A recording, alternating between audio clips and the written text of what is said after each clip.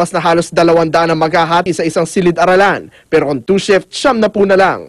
Nakalululang bilang pa rin pero mas mainam na raw ito. Bagamat hirap ang ilang estudyante dahil sa siksikan, ito lang daw magagawa ng mga guro ngayon para tugunan ang kakulangan sa mga silid-aralan. Ang problema lang sa 2 shift, mahigit 6 na oras lang ang inalalagi ng mga estudyante sa klase. Mas maikli sa 8 oras ay ginugugol sa mga leksyon sa mga paaralang may isang shift lang. Para mapagkasya ang oras, nagbabawas ng ilang minuto sa bawat subject. Ang isang oras na English at Math halimbawa, binabawasan ng 10 minuto. Pero mas mainam na raw ito kumpara sa 3 shift noong nakaraang taon, kung saan 4 na oras lang sa loob ng silid-aralan ng mga mag-aaral. Importante doon yung contact nila sa teachers. Hindi kagaya nung iba na matututo lang self-study sa kung talagang marunong lang yung bata, pero kung walang maggagabay na teacher sa kanila, medyo mahirap siguro dun sa mga slow learners natin na matutunan yung kanilang lessons. Pero tulad noong nakaraang taon, gabi pa rin ang uwian ng huling shift ngayon. Kaya naman nakikipagtulungan ng paaralan sa Barangay Tanod para masiguro ang kaligtasan ng mga mag-aaral. Naggalat ang mga tanod sa mga sakayan ng jeep at tricycle para magbantay. Ang ilang estudyante naman, grupo-grupo tuwing uwian. Mga kapitbahay mo ba? Bakit nyo napag-desisyonan na sabay-sabay kayo uwi? Ligtas kami makakauwi eh. Nakakatakot kasi po minsan meron po dyan mga hold up eh. Or Kaya napag-desisyonan nyo na? sabay-sabay. Para ano? Para Meron din bonding. Tsaka para ano kaya mas... At saka ligtas din.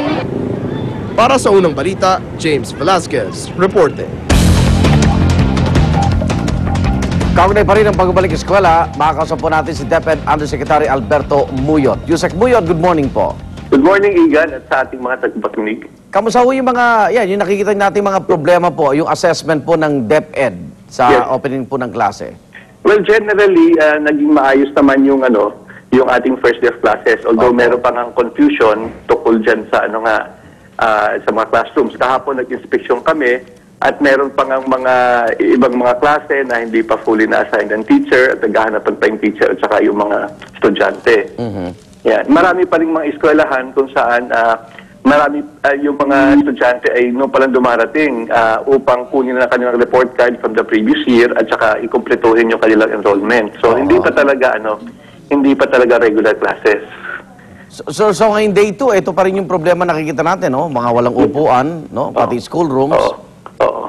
Tapos yung dahil doon nga sa kinder, aming hindi nagpalista noong registration natin noong tawag ito, Enero. So ngayon, talagang ginagawa natin ng paraan na ma-accommodate lahat ng mga darating at saka magpapa-enroll pa. Teacher, yung kakulangan sa teacher po. Yung sa teacher ay actually na-address na natin. Pero may imbalance kasi, yung mga iba kasing klase, dahil po konti pa yung dumating, hindi pa puno yung yung iba naman, mas maraming dumating. So, iaayusin din natin yung a-assign ng mga teacher based on kung ilan talaga ang mga darating na estudyante. May ilang school 3 shifts, allowed ba ito ng DepEd? Kasi Oo.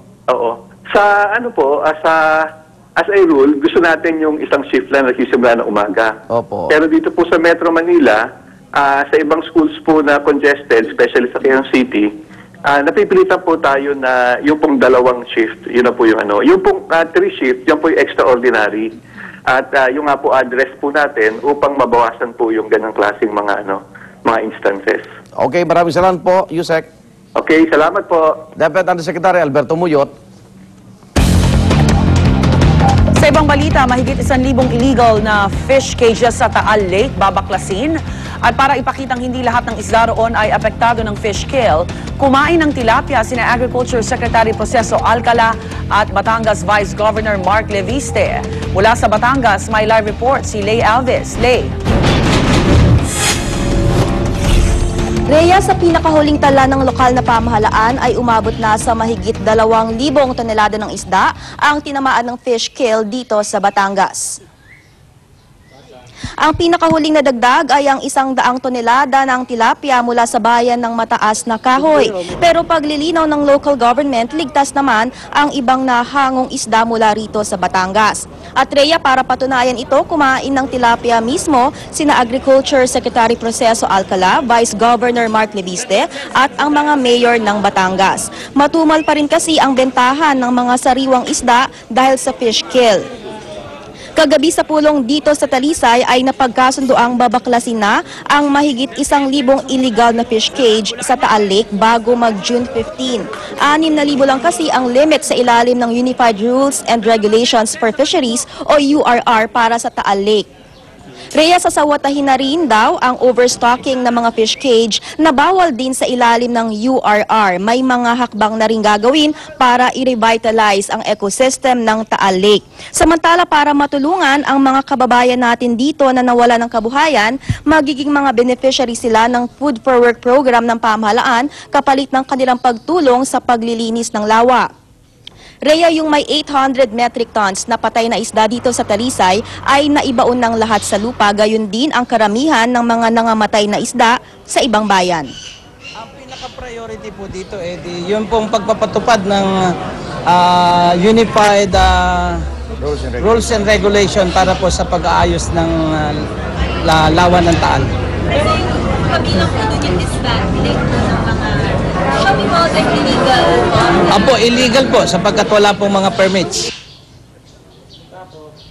Rhea, bukod sa nangyaring fish kill sa bayan ng Mataas na Kahoy at Lipa noong weekend, ay wala pang naiulat na bagong insidente ng fish kill dito sa Batangas. At yan ang latest mula rito. Balik sa iyo, Rhea. Maraming salamat, Lay Alves, nagulat live mula sa Batangas. Taxi driver natagpuang patay sa loob ng kanyang sasakyan sa barangay Socorro, Quezon City. At the Twilight Saga Eclipse, big winner sa MTV Movie Awards 2011. Huwag pa uli, tutok lang sa unang balita.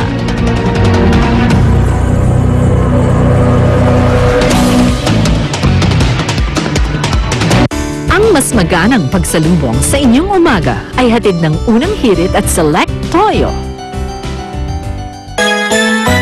There's a quick fun place to go, like no other place, you know. It's the Super Chang'e at the Square, St. Francis Square. Great buys all the time, get the things you want.